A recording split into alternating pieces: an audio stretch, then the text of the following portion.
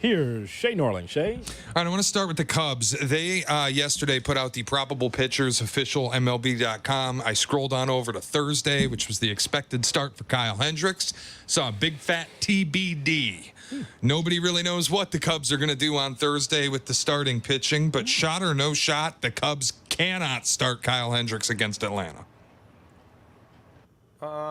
No, that's a no shot. They're going to start Kyle Hendricks against Atlanta unless they're bringing Cade Horton to the big leagues. Look, he had a good start 2 starts ago. He was terrible over the weekend. What was that, Friday that he started? Did not go well. It did not. Now, are they going to run him out there 8 more times if he keeps getting pounded? No. But right now, as Craig Counsell said, we need his innings. We are banged up. So they're going to give him another opportunity, as they should. Unless Cade Horton's coming here. Hell of a test, by the way. Yeah. It's not Miami he's facing. Right. I'm just saying, like, hey, go prove yourself, Hendricks. Here's one of the best offenses in baseball. So long, everybody. Yeah, what if he goes out and pitches well? I'm just looking for better offense. He still might pitch the same, but you're just hoping that the Cubs can break through and be able to score more than they did on the road at Turner Field or wherever they play. You've got to. You lost 2 or 3 there. You've got to find a way to go out and start supporting your pitching staff with offensive productivity. Now they're supposed to get Swanson back tonight. Hopefully, Nico Hoerner will be back tonight. We'll find out. Let's go. It's a no shot, but here's the thing. If he is going to pitch, and again, Shea has it, and it's right in front of you, Cap, on MLB.com, that it's a TBA for Thursday for the Cubs. It's TBA against TBA. So that's – and 2 good pitchers there. What are their ERAs? Yeah, so on May 23rd, on Thursday, the getaway game for Atlanta. Yeah, the Braves had a doubleheader yesterday. They lost on Sunday Night Baseball the other night. They've been in the middle of a long, tough stretch, and then they had to fly yesterday after the doubleheader, get to Chicago late, and then play tonight at Wrigley. So we'll see how this whole thing shakes out. If there's a TBA to be pitcher to be announced on Thursday for the Cubs, I don't know if they're going bullpen day or is there a chance they're bringing their top pitching prospect up? I was just going to ask you, Cap, what would you rather have on Thursday? I can give you Kyle Hendricks starts the game, or I can give you some combo of Luke Little, Ben Brown, Hayden Wisniewski extended relief.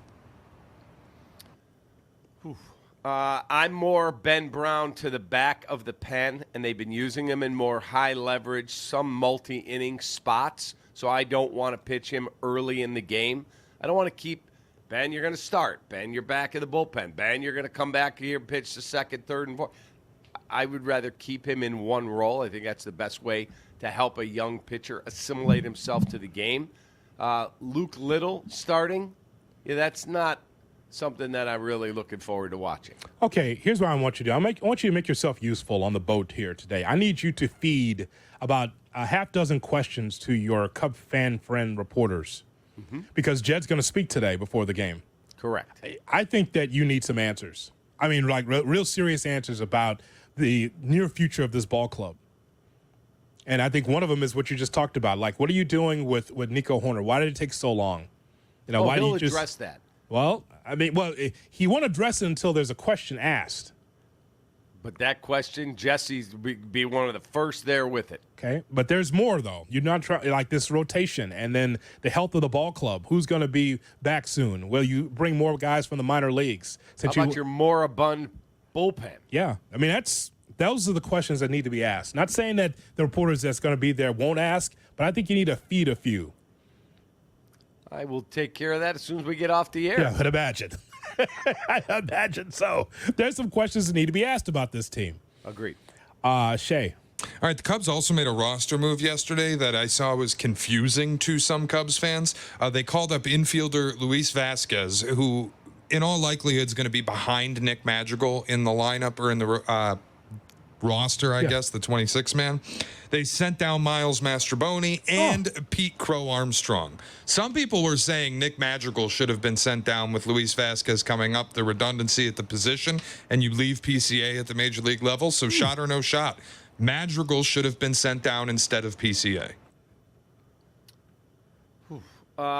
Look, who do they have if you leave PCA in the big league club? If you're trying to ease Nico Hoerner back in with a hamstring issue, Dansby Swanson with a knee issue, and you want to have a defensive replacement over at third base, probably keep a Nick Madrigal so he can come in late innings for Morel and play over at second base. So, yeah, and if you have to move Hoerner over to shortstop, Mastrobuoni has showed us he is not a big league shortstop. So, yeah, I do not have a problem how they handled it. Oh, man. The great PCA. Back to the minors. Play every day. Well, I agree. But Talkman is in his way. Again. What? You got to get Ian Happ right. Ian's got him. He's got to be right. They got to get him going. Okay. You know what? You need to start putting your foot down on some of this stuff. I know it's early in the season, Cap, but Ian Happ clearly, over the last couple of months to start the season, has not been the player that you thought he should be. He's just not. He's a liability offensively. He's killing you offensively. Solid defender. He's won 2 Gold Gloves, but he's killing you offensively, and he would say that. If he was sitting there with us, he'd say, I've been horrible. I got to be better. So they got to get that fixed because Talkman is an excellent fourth outfielder. He is not a starter on a division winner. He's not. All this shuffling around, and you're trying to figure out what, for a team that says, I don't mind playing the kids, well, I mean, Michael Bush has just been absent. Where's Michael Bush been after that onslaught of offense he had once upon a time this season? What happened? Since that day, and I'm looking here for the stat, but since that day that he hit his 5th home run in 5 days, he has been horrific offensively. He's struggling. They made an adjustment to him. He's got to make an adjustment back to them. I always open up the Bears depth chart, and I have a better feeling about the Bears depth chart than I have this Cubs. I open this Cubs depth chart every day, too, and I'm just like, there's a number of players that are good, but I don't see greatness in this roster. Just don't see it. That's the problem. And it's good enough to win this division, but I don't see the guy that's going to turn this thing by himself. It's a team sport, Cap. I get that. But you need health, 1, but 2, you need to get hot. And you need a number of guys to be able to take this team by the balls and move this thing forward. Otherwise, you're just another team. Don't disagree. They've got to get more out of Suzuki now that he's back. They need more out of Bellinger. They need more out of Ian Happ.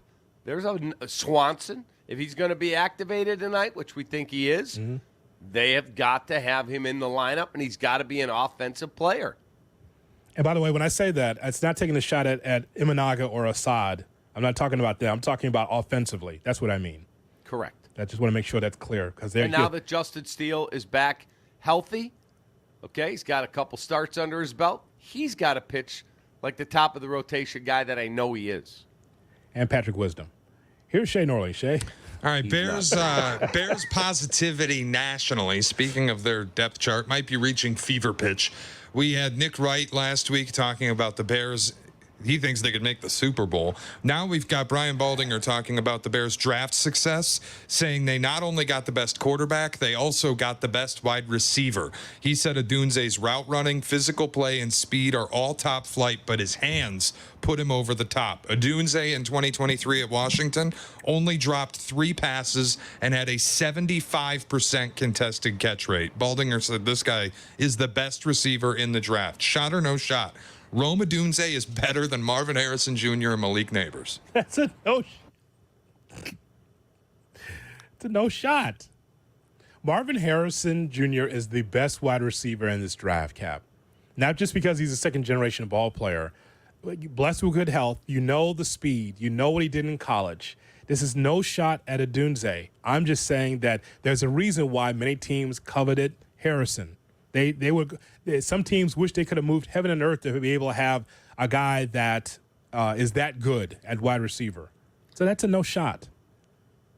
I'm going to push back on you, Hoodie, because with all the nonsense going on with Marvin Harrison, now he's getting sued by Fanatics. He hasn't signed the licensing agreement, so they can't include his jersey in sales like every other first-round pick and every other player.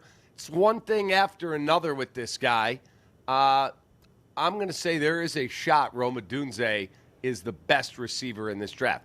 Not questioning the talent of Marvin Harrison or Malik Neighbors. But Rome Odunze, he seems like he is thrilled to be a Bear. He is going to be a really good addition to Keenan Allen and DJ Moore. Yeah, it's a shot, Shea. That's I ridiculous. don't need all that nonsense off the field. Does that have anything to do with football? I will say it's a lot going on around Marvin Harrison Jr. Yeah, right there's now. a lot going on. Okay. That has nothing to do with whether or not he can catch the football and make the team better. Yeah, there's a lot of storylines around him. That has nothing to do with whether or not he can connect and be able to be one of the top wide receivers in the league coming up. I'm not saying he can. I'm telling you he's a wildly talented player, but it's one thing after another. Okay. I'm not going to work out. I'm not going to do this. I'm not going to do that. Oh, by the way, I'm going to sue Fanatics even though I have an agreement with them. So now they're suing him. And then I'm not going to sign the NFL licensing thing, so now I can't get his jersey. Like, it's one thing after another. Just focus on football, man. Once he goes to camp, that will be the focus. Now, here's someone here that's got a lot of drama around him, but that will have nothing to do with his football prowess. Absolutely not. Probably not, but I'll take Rome Odunze. That's fair. I mean, I'm just telling you that we can't have all this draft analysis and talk about what Marvin Harrison did in college and what he could be in the pros and be like, well, he's got a lot of drama around him, so now he's less than. He's not less than, because ultimately we talk about what's on the field. And if as a football player, he's that good. He's an amazing talent. I'm not putting down his abilities at all. What I'm saying to you is, boy, there's a lot of nonsensical crap around him. Yes. We don't have that here in Chicago. We haven't heard Caleb's doing this and this guy's doing that. Nope. We've heard locked in on football. Yes. I have a dumb question, but if Rome Odunze and Marvin Harrison Jr. were the exact same players that they just switched names, who would be more hyped? The guy that was the standout in college. So Rome Odunze, because he was better than Marvin last year. And he went to the national title game. I know he It's a did. great question. I think if they just switched, I think there's a lot of name tag hype on Marvin Harrison Jr. And I'm not saying he's a because his bad dad was player. one of the best of all time. Of course. I'm not saying he's a bad player at all. He's wildly talented. I think the gap is very close between the top three, and Marvin gets the grace by the name tag.